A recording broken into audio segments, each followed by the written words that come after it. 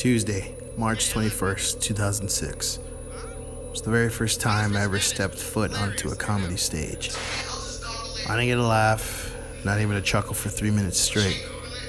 But I walked off stage, my hands visibly shaking. I stared at them. That's when I caught the bug. I knew at that moment I was hooked. It was the most fun I ever had. I just needed to learn how to be funny on stage. So I would go up, night after night, day after day, week after week, for years and years, trying to learn and to perfect my craft. Just trying to get better, trying to be as funny as I could be, and most importantly, be honest with myself. Saturday, March 30th, 2019.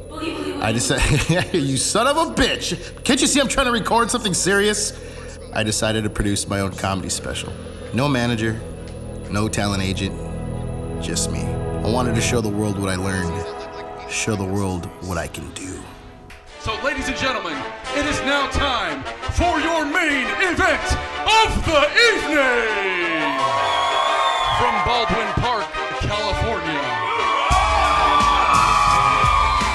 By way of Los Angeles, he's known as the purveyor of punchlines. Please welcome Mark Gonzales!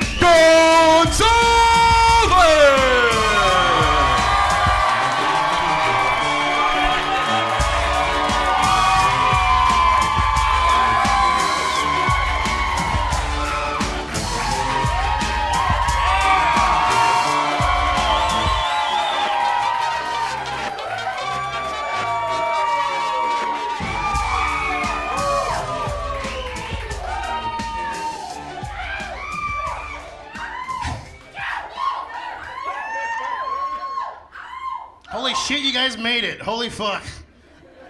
That's it. That's all I had to say. Every single time a comic invites people to come over, oh, yeah, I got to perform. I got a performance. I got a show coming up. Come on down. They're always like, oh, I'll be there. Never fucking show up. Hey, I'm recording my comedy special. I'll fucking be there. And you guys are actually fucking here. So please.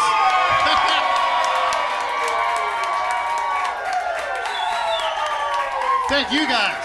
Seriously. All right, let's have some fun, shall we?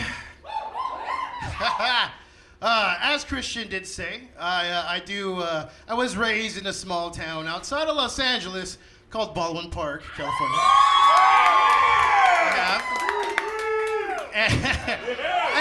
And it's fun. It's funny because some people don't know where Baldwin Park is or never heard of it. So I always got to kind of explain it, kind of paint a little picture.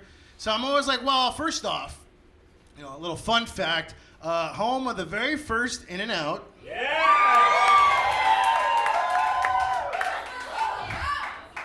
Also, we're kind of, well known on the news because high-speed pursuits like to either start or finish in Baldwin Park. And for those that have never been there before, I'll explain it to you. It's kind of like Mexico, but with just way more fucking Mexicans. Just not enough donkey shows, unfortunately. But that's what Almani's for, though, right? I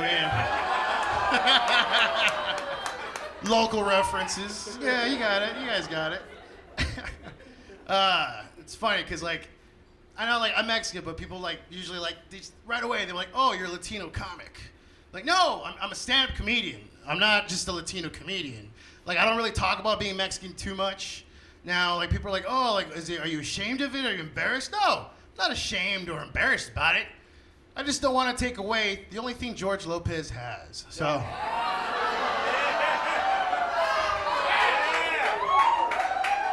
I know, huh? Yes, we know, George, we know. White people do this, brown people do that. I get it, I fucking get it. I like to break the barrier just a little bit. That's what I'm here to do, just a tad. And it's funny, because I am Mexican, except I'm a third generation Mexican-American, which means I have brown skin, and I'm as Mexican as Bud Light Lime, so. And then I don't speak Spanish, so it just makes me a really shitty Mexican. That's pretty much it. That's what it is. Every single time, you and me, dude, you and me. Every single time, I bet you get this in, all the time. Yo, dog, but your last name's Gonzales. You're supposed to speak Spanish. I'm like, your name's Guadalupe, and you're a guy. So shut the fuck up. Whatever, dog, you just don't want to be Mexican. You brown on the inside, but you're really white on the inside, like a coconut. Like, listen, man, just because I don't speak Spanish, it doesn't make me less Mexican. Makes me the supervisor, so.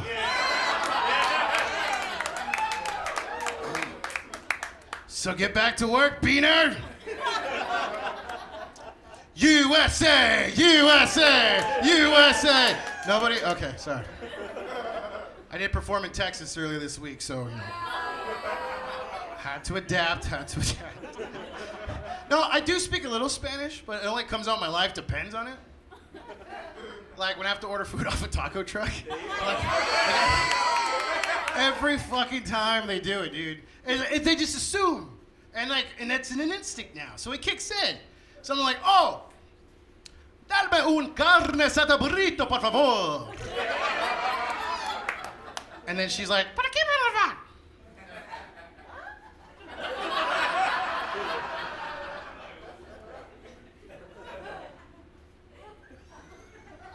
No, I'm sorry, what? Oh, wait, I remember this one. For here. Muchas gracias, señorita. And she's like, wait, you don't speak Spanish? What are you, Filipino, Vietnamese? I'm like, Vietnamese? Like, where in my accent does it sound like I have a gun in my mouth? You know? Oh, fuck you guys, that's a killer joke, all right? A shit crush at a VFL, all right? Had a standing ovation. And half of them were in wheelchairs, I promise.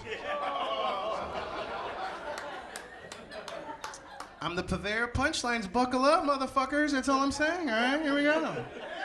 That's all I'm trying to say. I'm also trying to say is that my life's like a little conflicted. Like, even my own family likes to call me whitewashed. Like, it's a bad thing I graduated high school. So, like, what I like to do is that I have, like, a lot of white friends, and I like hanging out with them because they always like to remind me and make me feel more Mexican. Like my friend Tommy, like one time he's like, ah, man, I locked my keys in my car.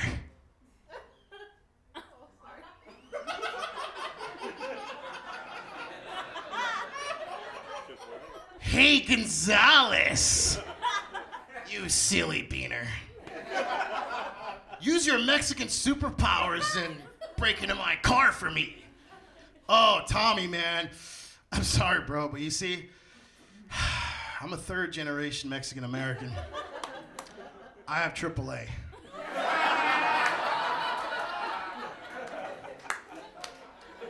And I'm not using my last call either, because I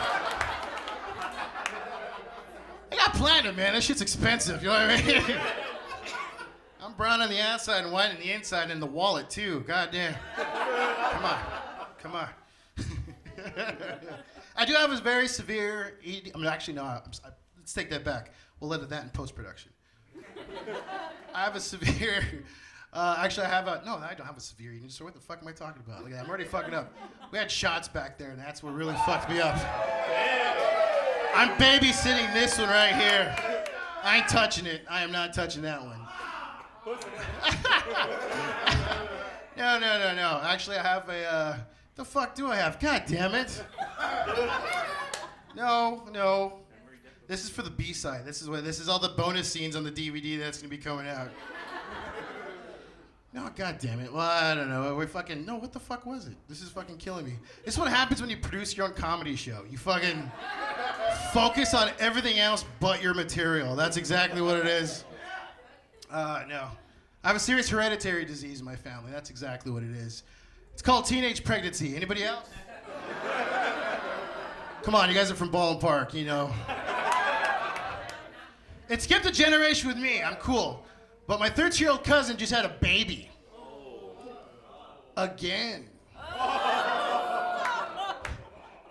13 years old and having sex. Now, I don't know about you guys, but I barely knew what my dick was for at 13 years old. All I know is that it did not belong in a VCR.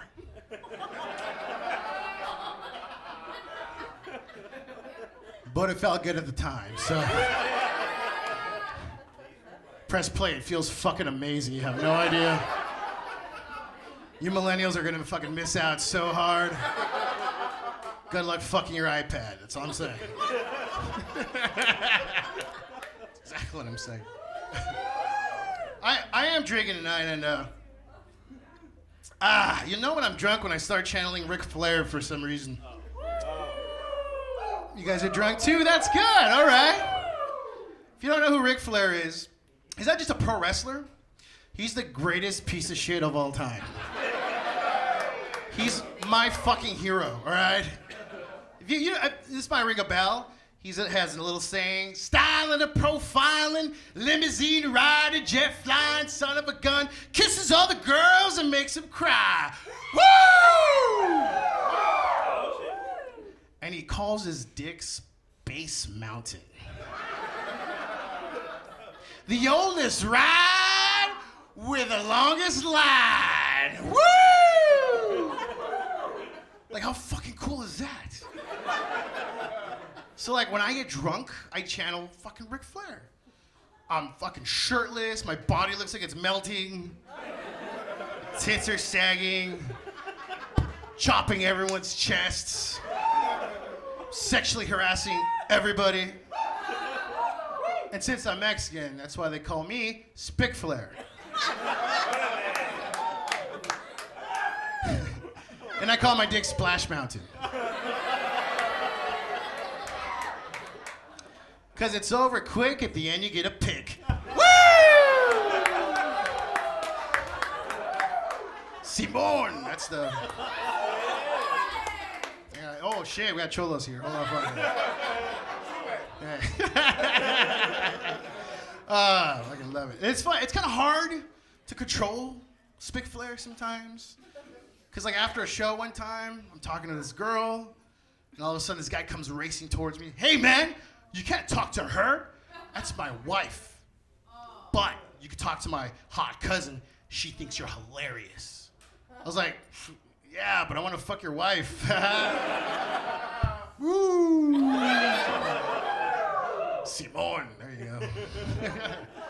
I love it. So I'm fat. Anybody else self-aware?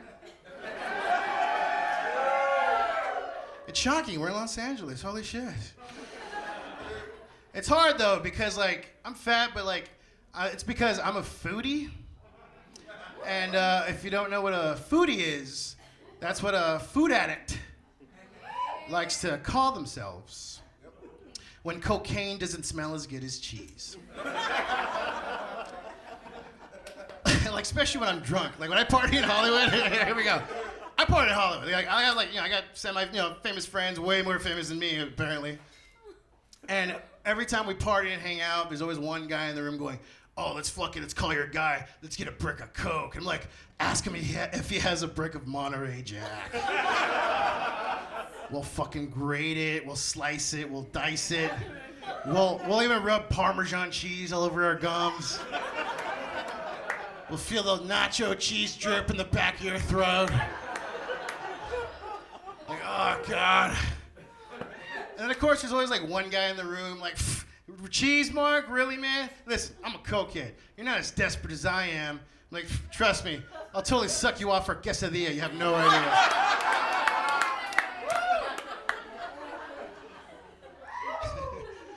I'll jerk everybody off for a burrito, all right? As long as it's not cut in half, that's all that fucking matters to me. Because LA is getting gentrified, so it's like, I ordered a fucking burrito, and it was cut in half. I'm like, the fuck is this shit? Like, I mean, like, some people are up in arms about, like, cutting bagels, like, sideways and shit, like, multiple times. It ruins the convenience of food. Like, if you're from Chicago, instead of joining the hot dog, ketchup on the hot dog, fucks it up. For Mexican, cutting a fucking burrito in half, it ruins the convenience. Cause like a burrito, it's convenience. It's what it is. You can fucking wrap it, put it in your back pocket, gnaw on it. It's fucking on the go. It's like a flask for fat asses. It's like, hold on 1 second. Oh God, this is so good. Yeah, what was that? So it's like, I don't know if these people can relate, but if you're white, I'll try to relate to you. It's like if you cut a Go-Gurt in half and I try to give it to you. Yeah, it pisses you off, right? Don't fuck with my burritos. That's all I'm trying to fucking say. That's all I'm trying to say. Isn't there really nothing there? 35 years old, and I should really get my shit together because I don't feel like it. I should be a little bit more responsible. Actually, there's a lot of lovely ladies here in the audience. Let's take a quick survey. Survey time. Here we go. So, 35 years old. Here we go. 35, no kids, never been married, and I have my own place. And I can pass an STD test? What? Domino, motherfucker! I'm like a high quality product just in shitty packaging. Look at this shit. That's what this is. That's what it is. It is all the fucking burritos that I eat, goddamn. It fucking is.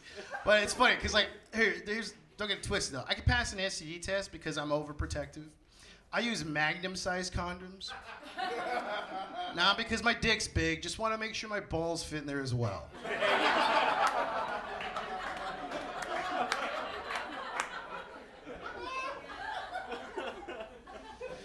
And they do, they totally fucking do. I mean, it's like 2 avocados in a trash bag is what I'm trying to say.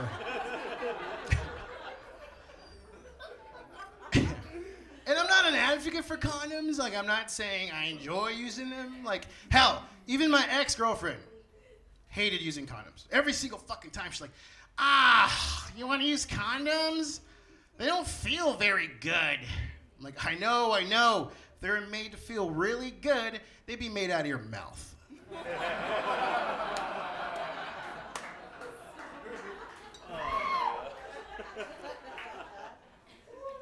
And that's how I became single again.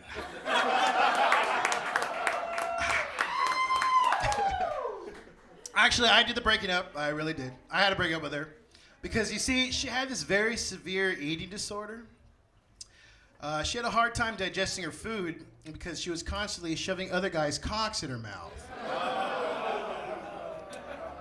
Yeah, which it really made it hard to kiss her goodnight with a mouthful of dicks, is what I'm trying to say.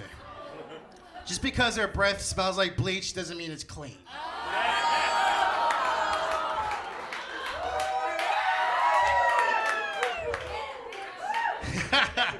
A cum joke just got an applause break. Oh, thank you. That's funny because like after about a year and a half later, I broke up with her. She sent me this very bitter love letter, also known in the state of California as a court summons. She claimed over the course of our 10-year relationship that I owed her $10,000. $10,000. Here's the thing. We're in a relationship for roughly about 9-10 years, roughly. I wasn't fucking bookkeeping. Like, I wasn't keeping receipts and shit. My philosophy in relationships is what is mine is yours, and yours is mine. Like, we're one. We live together for most of the time. I wasn't fucking keeping receipts and shit. So I was caught off guard. So when I got that summons, I was like, wait, was this a relationship or is this some escort trying to close my tab? What the? But here's the thing. So I found out what happened was that she ended up getting married and was trying to raise money to pay for her honeymoon. Because apparently GoFundMe doesn't have a category for bitter cunts.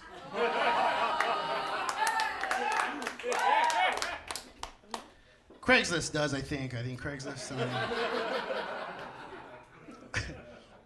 And it's funny because I had all the documentation, I had all the proof. I didn't owe her any money.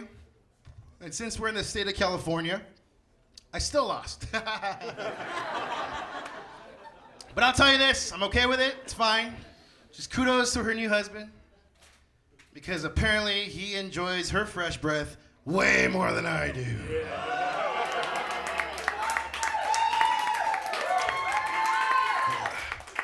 Yeah, fuck that bitch. How about that, huh? I'll just say that. Who won? Right? Shit, fuck that. So I am dating again. It's hard though. It's a little rough. It's been so long though.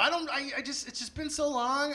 Like the last girl I dated, I thought I was dating an older woman until I realized she was the same age as me. And I found out when we were hooking up at her house, I found out she has 6 kids. Yeah, she didn't tell me. I found out when I got there, which explains, because I was kind of like, oh, that's why I could fit 4 fingers inside of you. Oh. It's not even the worst part. That's why I lost my Fitbit, all right? After my thumb went in. Hey, buckle up, motherfuckers. I told you guys. You guys are doing great. It just sucks. I hate it. Last girl I dated, this was actually the one where I was like, I'm done. I'm completely done with this. We're going out for about 3-4 months, and things were great. Like, these were cool. Except for like the last 2 weeks. It got really fucking weird all of a sudden. She became really distant and just wasn't very communicative. You know, it was just weird. And then I found out the reason why is because she had a boyfriend. Yep. And she didn't tell me. He did. Oh yeah, here we go. Yeah, here we go. So I happened to leave my phone in my car, right, for like 20, 30 minutes. I come back to my car, and I check my phone. 60 missed calls, 24 voice messages. I'm listening to each one. I'm like, and the only, out of all the yelling, out of all the screaming and yelling, I'm able to make out the words where, I'm gonna kill you, I better not see you, fuck you, you faggot. I was like, Dad?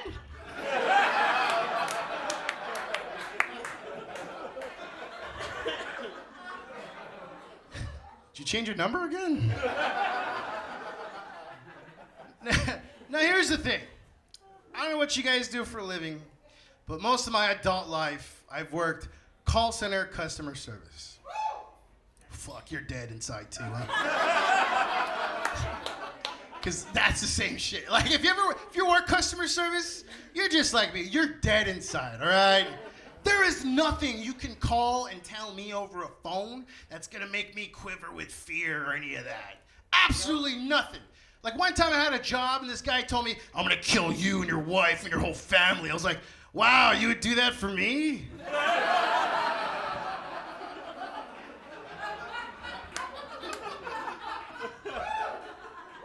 It saves so much money on Christmas. I mean, thank you. So I was like, you know what? I think I'm gonna take the high road at first. I was like, you know what? You know, my heart was broken. I was like, this is fucked up. You know, I'm tired of this. I'm gonna walk away from that. You know, I think I'm over it. But then I thought, you know what? Nah, I'm a comedian, and I could always use a new bit. So let's call him back. And I did. I called him back, and I treated it just like a customer service call. I was like, thank you for calling the office. This is Spic Flair. This is Mark speaking. How can I help you? He goes, Mark? Hey, what the fuck, man? You fucked my girlfriend? I'm gonna kick your fucking ass. Go on. Did you hear what I said? I'm gonna fucking find you, beat the shit out of you. I'm gonna kick your fucking ass if I see you. Oh, I apologize for the inconvenience, sir. It sounds like you are not satisfied with the overall quality of your product. Fuck that, man. I'm gonna fucking beat your ass when I fucking see you. Please understand, sir. The product was as advertised. Slightly defective with an open box. Fuck you, man. You know what? You can fucking have her. I don't even want her. Oh, I apologize once again, sir. Please note, it is past the 14-day return policy. You keep the bitch. Fuck that, man. You know what? Just stay out of my business. If you just, you know what? Just business. Oh, please understand, sir. If you were taking care of business, Spic Flair would be out of business. Woo!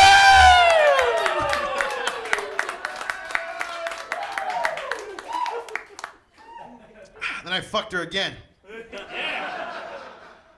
Woo! I know I sound like an asshole up here, but I kind of prefer the term passive-aggressive terrorist.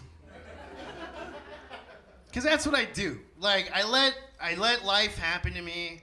I bring all the problems and people that I've encountered in life. I bring it all on stage, and then I just shit on everybody. That's exactly what I do. Like, one time, I quit a day job to perform stand-up comedy full-time.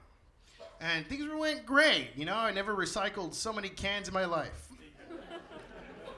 And so... yeah, it's a thinker, yeah. It sucked, the first time. But it's fun, because this job that I worked at, it was at a women's apparel company, which is fucking awesome, because I worked with some of the most beautiful women I've ever fucking encountered, and it was fucking great. But it's funny, because like when I quit this day job, well, actually, let's go back to the women real quick. So, because here's the thing, this is when I learned that if women are bunched together, their periods sync up. So like every fourth week, I was moody and bloated too. We're all rubbing each other's backs and shit. And so when I quit this day job, my supervisor, she's totally fucking smoking hot, right? Totally hot. But she like was a total bitch. Like she fucking hated me for some weird reason. Didn't care for me. So like I turned in my 2 weeks. She found out that I was leaving. She's like, oh, wait. I'm sorry, you're leaving our company to perform stand-up comedy full time? Ha! Good thing you're fat and ugly. That's perfect for comedy. Now, I'm not one to use the C word, but she's a real twat, you know what I mean? Like really? You're gonna attack me and my appearance? I was like, once again, I was like, you know what, man? Like I'm just gonna take the high road again. I'm gonna fucking just, move on with my life. I'm gonna try to, work on my passion and get things going for myself. And I thought again, wait a minute. I'm a stand-up comedian. I could always use a new bit. So, from that point on, like the last 6 years, I've roasted her on stage every fucking night. You guys wanna hear it? You guys wanna hear it? All right, here we go. So this dumb bitch, here we go. So, like I said, she was smoking fucking hot, right? Like, totally fucking banging. Amazing eyes, great ass, amazing cans, nice legs. But she had this lazy eye. And it's kind of like you have a brand new BMW, but it's missing a headlight. And you can't replace it ever again. Forever. Now, there's nothing wrong with that, right? There's absolutely nothing wrong with that. I'm only pointing it out because she pointed out with my appearance. That's who I am. You fire first, I'll fire back, and I'll fucking destroy you. Now, here's the thing. There's nothing wrong with having a lazy eye, and I'll explain why. So, like I said, working with all these women, they always like to question the only guy working with them. Hey, Mark, out of all of us, who would you have sex with? Out of all of us, who would you have sex with? I was like, oh, that's easy. My lazy-eyed supervisor. It's a no-brainer. I mean, they're like, ew, why would you do that? I'm like, because I like having sex. I just don't like being watched.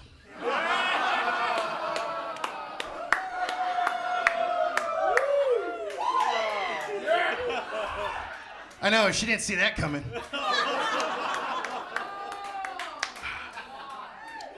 More in particular on this side of the face, because it's what fucking happens. It's exactly what fucking happens. Man. I was born in 83, so I'm an 80s baby. 80s babies? Yeah. Was born in 83. So, like, all my heroes are from the 80s, so which pretty much translates to they either died or had apologized for something they did.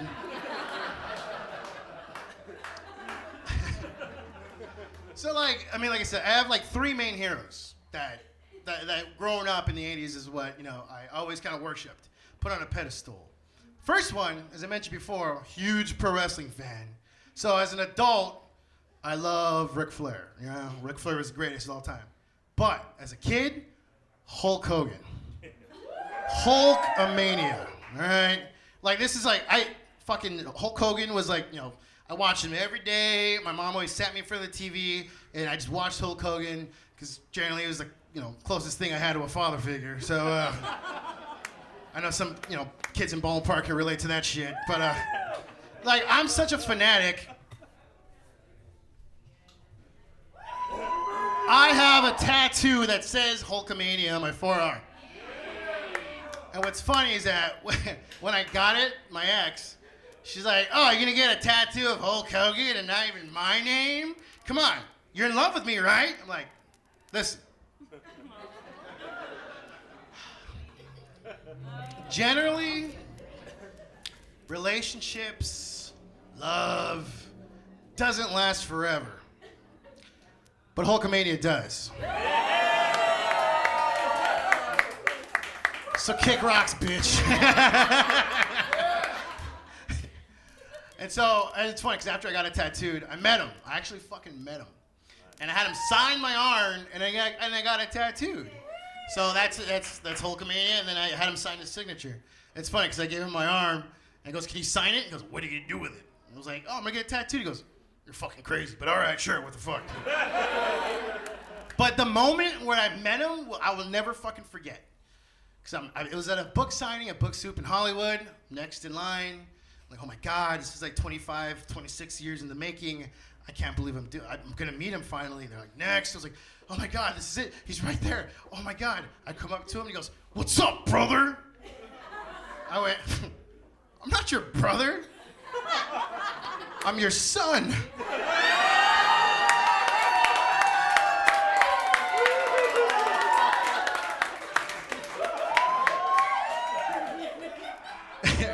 Right away he goes, "No way, brother. I only fuck white chicks." I was like, holy fuck, me too. Us white guys gotta stick together, you know what I mean?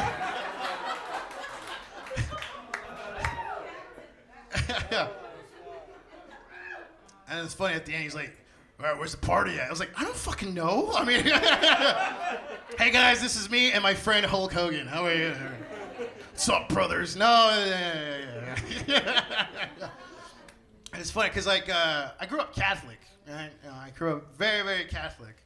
Like, I was in a very strict Catholic family. Like, I almost completed all 3 of my sacraments, but the priest told me I was too fat to be molested. So, I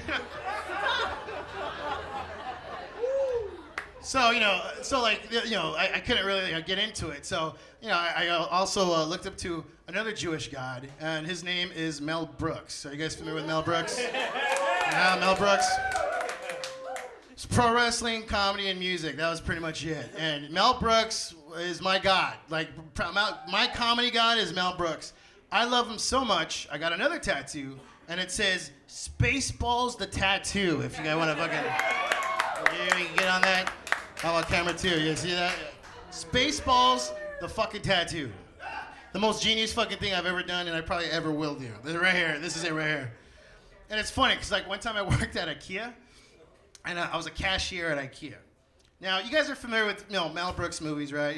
Spaceballs, Young Frankenstein, Blazing Saddles, right? You guys know Blazing Saddles, right? Okay, because this is very important here. Blazing Saddles, if you remember, it's a very, quote unquote, in 2019 is considered very offensive in 2019. There's no way this movie could be made in 2019. But it was such an important piece of film and art and comedy. It's one of the greatest satires of all time.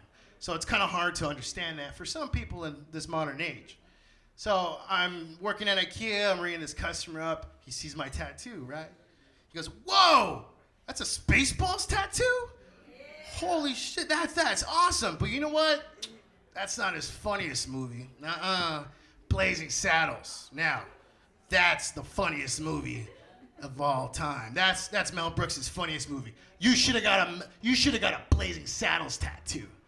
It's like, yeah, dude, you know what? You're right. You're absolutely right. But you see, if you're familiar with Blazing Saddles, if I were to get a reference from that movie, it's kind of hard to walk around with a tattoo that says "Up yours, nigger." You know what I mean? Like, I don't know. I mean, maybe dock that chinks a day's pay. Maybe, I don't know. I mean, it's not gonna fucking fly these days. I don't think it's gonna work. I know I did that joke for myself. I'm sorry. Absolutely. It's an oldie but good. Thanks, redneck. I appreciate that. I know you would like that shit, apparently. Now, my third fucking hero from the 80s growing up, which I absolutely adored and loved, and he also taught me how to fight, was Steven Seagal.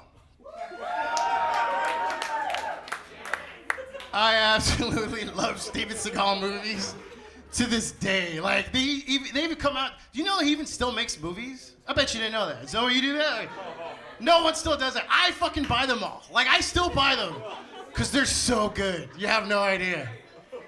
I know they're terrible, but that's what makes them good, all right? They're so fucking amazing. Like, there's this movie back in the 80s where he woke up from a coma to the TV on. The guy that puts him in a coma is giving a speech on TV.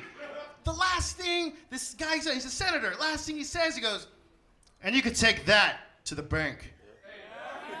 Now, Steven Seagal wakes up from a coma, stands up, he goes, "I'll take you to the bank, Senator Trent." "To the blood bank." How fucking cool is that? That makes me want to go to a bar or a club and pick a fight with the biggest fucking guy in there. So I can say something cool like that. Be like, "Hey, fat ass, did you eat enough today?" "What? I'm gonna eat you up, pal." "Well, I hope you brought something to drink. 'Cause I'm hard to swallow."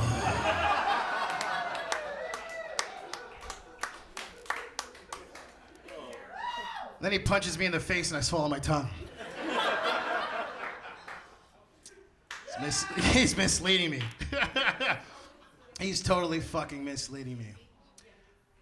So, as Christian mentioned in the beginning, I did tour with the late great Ralphie May. You guys heard of Ralphie? Yeah. And yeah, you know, I got a huge opportunity to, you know, share the road with him, share some good times. He was a friend of mine. If you had a glass or a shot, any drink, I'm gonna down this shot that you guys try to fucking make me down earlier. We'll do this. Salute to the late great Ralphie May, one of the greatest of all fucking time. Ooh, that burns. Can I get another beer, please? I know there's no. Make it an IPA. Let's get fucking crazy now. Oh yeah, I forgot I was supposed to do the lime, right? Yeah, that didn't work. I'm not drunk. No, that works. No, it's funny because yeah, I knew I was on the road with Ralphie off and on for about 5 years, and there's nothing quite like getting high with Ralphie May.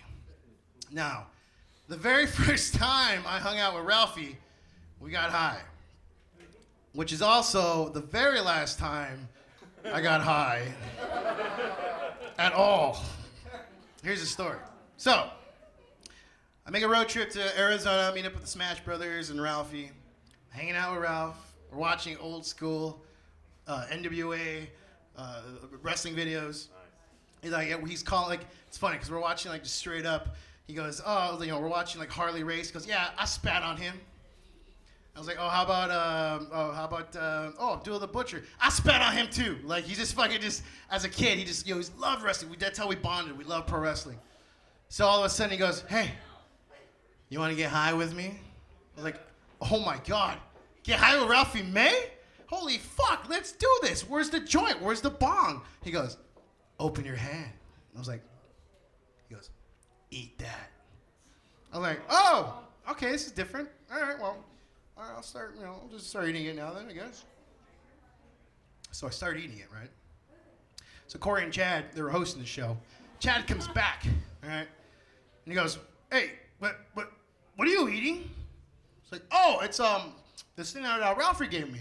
He goes, what is it? I was like, oh, it's a Chiba Chew. Now, if you don't know what a Chiba Chew is, it's an edible, all right? So as far as a dose of an edible, state of California kind of regulates a dose of 5 milligrams to 10 milligrams. This was a decadose. And I just ate the whole fucking thing. So like right away, Chad was like, fucking, wait, you're eating a Chiba Chew? I was like, yeah, it's a Chiba Chew. He's like, oh my God, which one? I was like, it's a decadose. He just goes, bye. You going to space, kid. See you on Pluto, all right? I'm like, yeah, man, whatever, dude. I do shrooms, I trip, I get wasted all the time. It's a drug, dude. I've done every fucking thing. I'll just write it out. No, fucking, no. 15 minutes later, I was like, what the fuck is going on?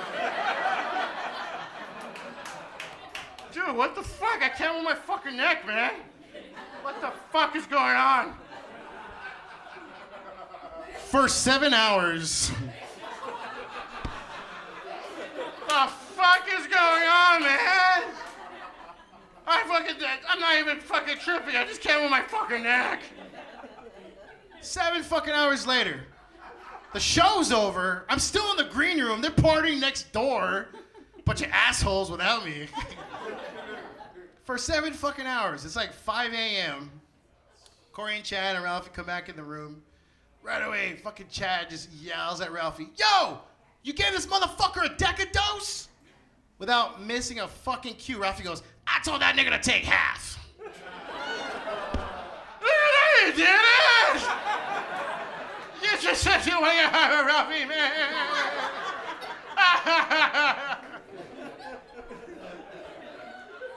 And that was the last time I ever got high.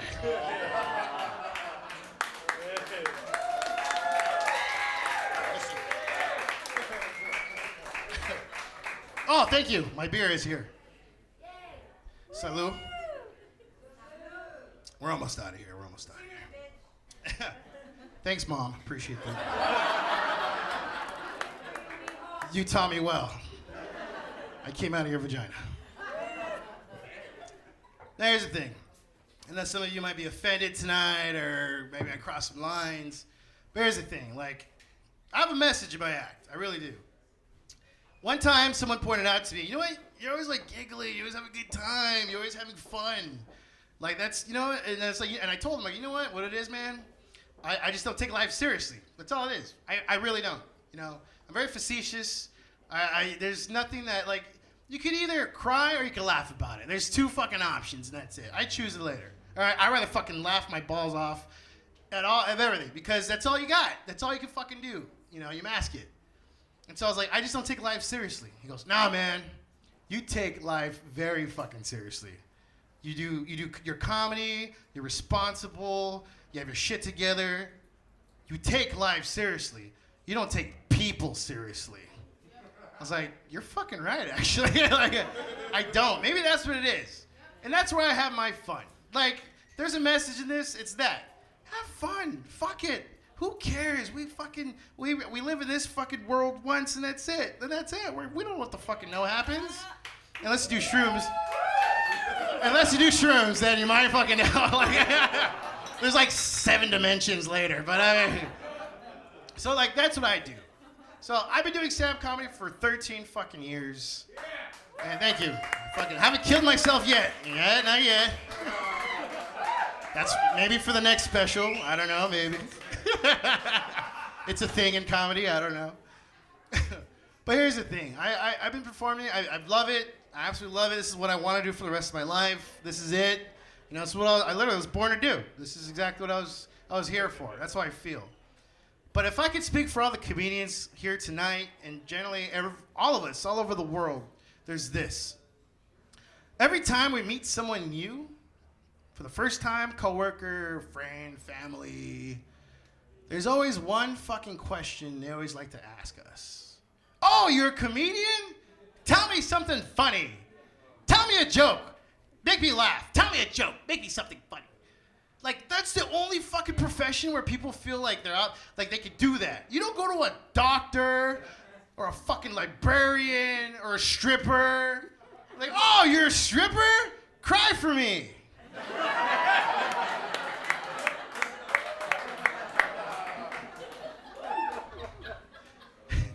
So what I like to do, with that being said, like I said, since I'm an asshole, but I prefer the term passive-aggressive terrorist. So I'm ready for that. I'm always locked and loaded for it. So when someone asks me that question, oh, tell me a joke, tell me something funny, I like to think of the most offensive, racist, fucked up joke I can think of. So that way, when I tell them that, they will never ask that question to any of us ever again. Last time that happened, it was to a cop. I know, I live to tell about it. Here we go. So, I'm driving to a gig in Pine Top, Arizona. Now, if you're not familiar with Arizona, they love Mexicans out there. So, I'm running late to my gig in my 97 Toyota 4Runner, aka the Bean Machine. And I'm speeding a lot because I'm running late because I'm brown and, colored people time. You know how that works. And so, cop gets me. Fuck. Pulls me over. Woo. I'm like, fuck, he got me. Cop comes up to the window. Hey, man, where you going? What's the rush? I'm like, I'm sorry. I'm a comedian. I'm late to my gig. He goes, funny guy, yeah? I'm like, no, yeah, funny guy, yeah. He goes, all right, well, license and registration. So I'm shitting bricks because I had this warrant out for my arrest in LA. But it was a bench warrant. I had the paperwork in my glove compartment. I could clear it up. I was totally fine, right? This cop comes back to me and he goes, all right, Mr. Gonzales, you need to put your hands on the steering wheel. It's like, oh, fuck, he saw it. God damn it, I'm fucked. He goes, Mr. Gonzales, do you know you have a warrant for your arrest? Oh my God. For child molestation. What the fuck? Now, because I'm an asshole, what I wanted to say was, there's no way I buried that kid.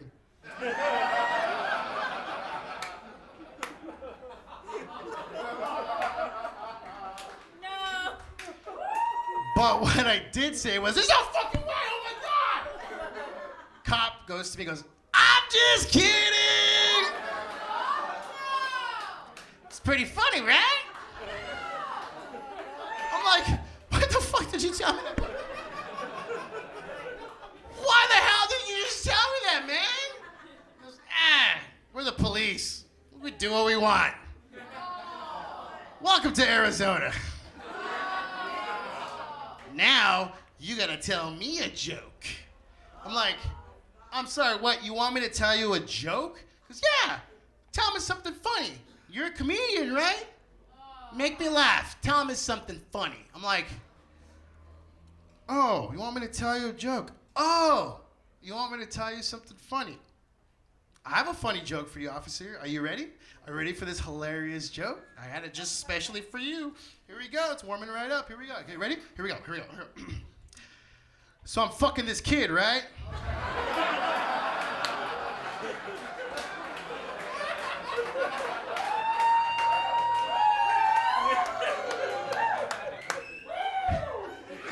Yeah, he wasn't laughing. But I was. I'm Mark Gonzales, ladies and gentlemen. Thank you. Ladies and gentlemen, new champion of killer shit, Mark Gonzales!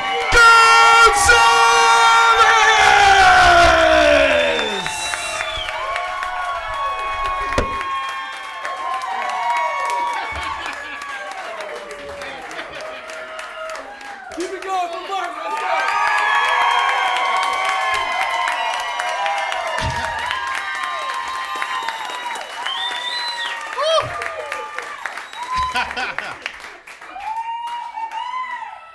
And now for a Q&A.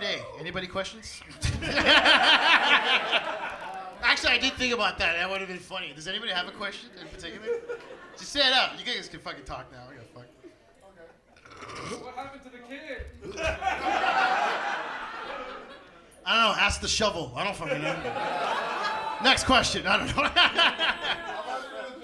How much for the jacket? Fuck you. This is mine. Fuck you. No, I saw it to you for... What was that?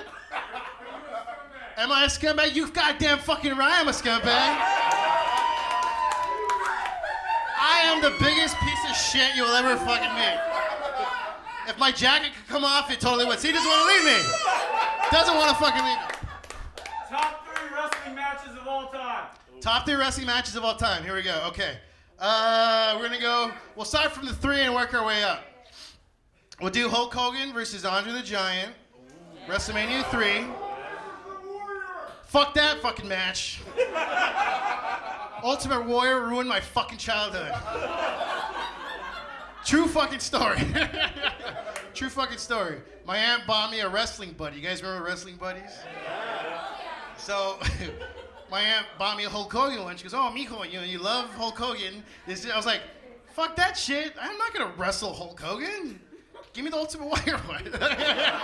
I'm gonna beat the fuck out of him.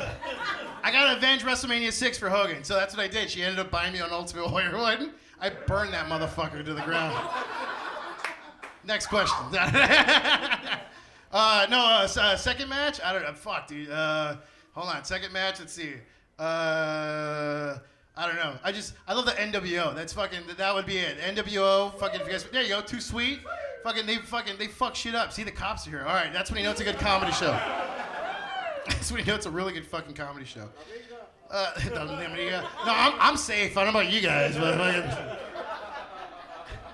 every fucking time they're like, "Oh, you speak Spanish?" Like, they're like, it's fun. Like, they always like to bust my balls. "Oh, you don't speak Spanish, but you're Mexican."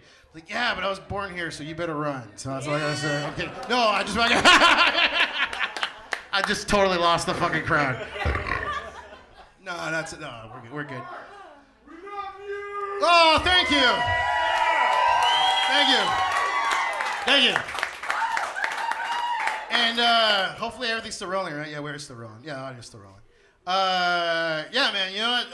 Last 13 years, it's been a fucking crazy journey doing stand-up comedy. First 3 years, it's funny because like I have safety pins in my lapel, and the reason why is kind of remind myself what I've gone through, what I've been through doing comedy. So like the smallest ones are the first couple years doing comedy. I didn't know what the fuck I was doing. The first time I went on stage, I ate shit. Like I fucking 0 laughs. I had like a petty laugh because how bad I was doing.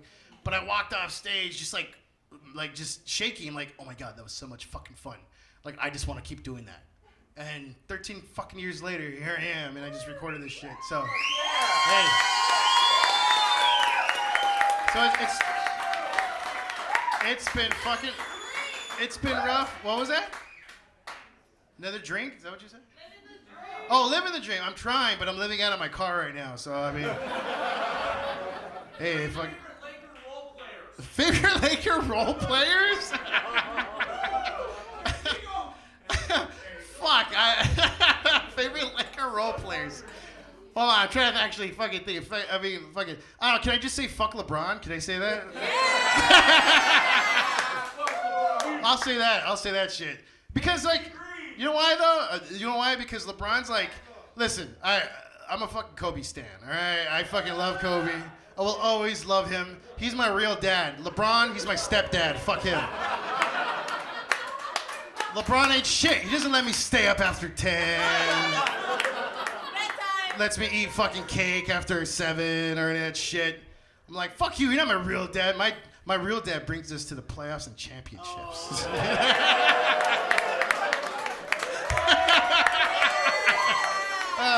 That's a fitting way to end this shit. Yeah, fuck LeBron. Fuck. But no, thank you guys for like coming out. Like, it's funny because like my biggest fear was just like no one showing up. But you guys showed up. I was dead fucking serious. Like, you guys, this is dope. This is fucking dope. And actually,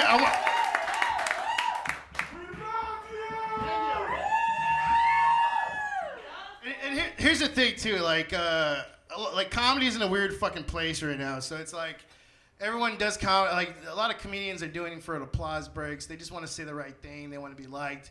I like comedy. I like laughing. Like I love edgy, dark shit because it's real, and like that's what I'm trying to do. Like I'm trying to fight for comedy. This is what it's for. So like that's like you could have done it. I could have done this in a fucking theater or a comedy club. Instead, I did it at an awesome fucking dive bar in Koreatown where you probably parked next to the hooker that was right there. I went outside to get a Gatorade because I'd be fucking. I set up every fucking chair. I set everything up because I wanted it exactly for you guys. I wanted this. So like yeah, I could have like I said, I could have easily like gone to a fucking club or whatever the fuck, but they never give me an opportunity. They always pass me up. Maybe I don't fit whatever the fuck they're trying to push or whatever money. And that's why I said, I'm gonna take the fucking DIY way. Like I listen to metal. I'm a metal punk kid.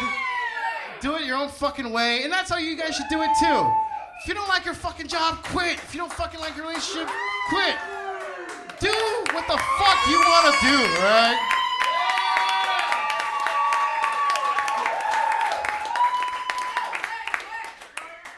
I should have started off like this, huh? Yeah, I'm wasted. Let's party. No, but I always want to do this though, because everyone always does it. I'm gonna take a selfie. I'll be a fucking millennial. Everyone scoot in.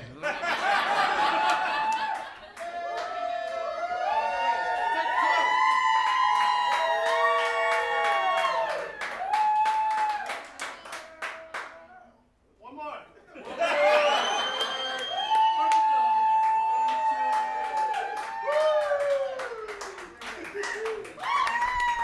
And then for the bottom of my heart, thank you guys seriously for coming out tonight. And yeah, kudos to every fucking comic that came up here and warmed it up for you guys. And all of you guys for showing up. Thank you guys, seriously. Bottom of my heart. And Christian Cole.